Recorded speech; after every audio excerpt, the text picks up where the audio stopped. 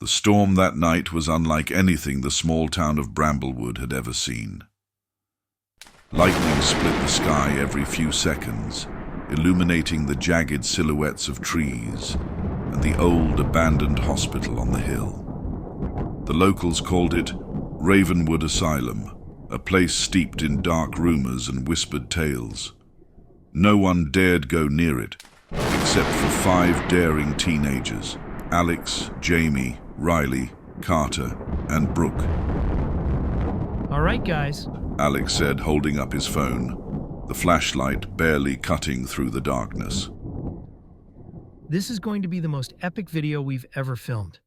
Ravenwood Asylum, the most haunted place in the state. Let's see if the legends are true. They pushed open the heavy, rusted doors, which groaned like a living creature. Inside, the air was thick with mildew and decay. Peeling wallpaper revealed cryptic writings underneath, and the floor was scattered with broken glass and debris. Brooke shivered.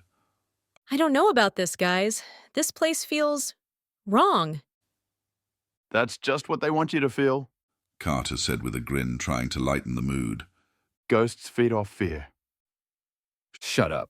Jamie muttered, his eyes darting around nervously. Let's just get this over with. The group moved cautiously through the dim corridors, their flashlights flickering. Every creak and distant sound made them jump. The silence was oppressive, broken only by their own whispers and the sound of their footsteps echoing off the crumbling walls. In one room, they found old patient files scattered across the floor. Riley picked one up, reading aloud. Patient 42, diagnosis, severe psychosis. Claimed to hear voices coming from the walls. She dropped the file, suddenly feeling a chill run down her spine. Creepy. Let's keep moving. Alex urged. The morgue is supposed to be in the basement. That's where the real activity happens.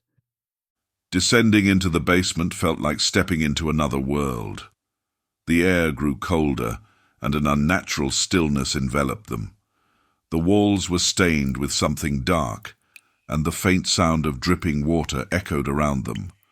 As they reached the morgue, the heavy metal doors stood slightly ajar. Inside the room was a time capsule of terror. Rusted gurneys, shattered light fixtures, and rows of metal drawers for bodies lined the walls. One drawer was inexplicably open, its interior dark and foreboding. This is where people say they've seen her. Alex whispered, his voice barely audible. Seen who? Brooke asked, clutching her flashlight tightly. The nurse. Alex replied. They say she went insane and killed the patients during a blackout. Her spirit's supposed to haunt this place. Suddenly, Jamie's flashlight flickered and went out. Damn it. He muttered, smacking it against his palm.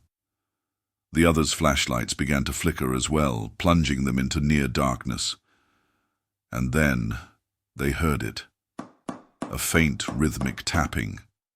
It echoed from the far corner of the room, growing louder with each passing second.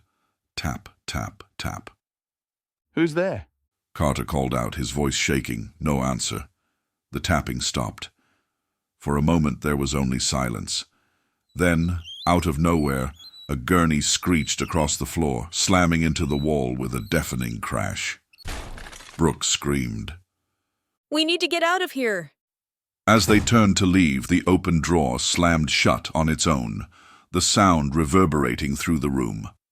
The lights on their phones flickered violently, and in the brief flashes of illumination, they saw her. A figure in a tattered nurse's uniform stood at the far end of the room. Her face was obscured by shadow, but her hollow eyes seemed to pierce through them. In her hand, she held a blood-stained scalpel. Run! Alex shouted, grabbing Brooke's arm. The group bolted, their footsteps pounding against the floor as the sound of the nurse's scalpel dragged behind them, screeching against the walls. The hallways twisted and turned, disorienting them, as if the building itself didn't want them to leave. Finally, they burst through the front doors and into the stormy night. Gasping for air, they looked back at the asylum. Lightning illuminated the building, and for a brief moment they saw the nurse standing in the doorway, her lifeless eyes fixed on them. They didn't stop running until they were miles away. When they checked the footage later, the video glitched during the encounter with the nurse, but one frame was crystal clear, her face, pale and contorted, staring directly into the camera. None of them ever spoke of that night again.